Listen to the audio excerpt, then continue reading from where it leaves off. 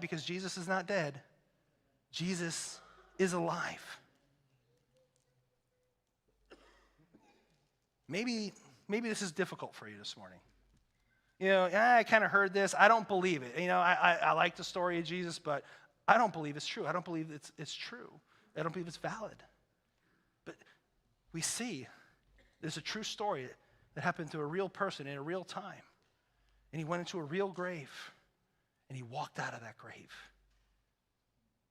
Or maybe you're someone, you're like, you know what? I've always heard the story of Jesus. I know, he's got a resurrection. Like, I'm going to go on Easter. Like, I believe it. But it hasn't changed your life. It hasn't impacted you. You believe it, but you don't live like it's true. Let me just say it this way. There's one thing to know about the resurrection. There's something else to experience the power of the resurrection. And when Paul is writing his letters, he's writing several of them from prison.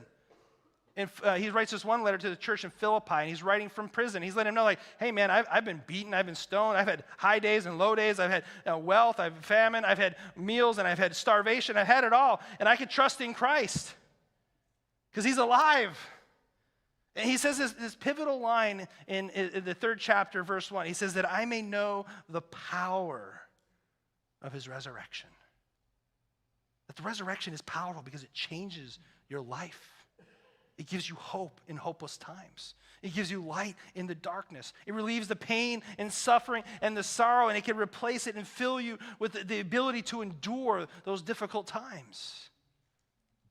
Have you experienced the power of this resurrection?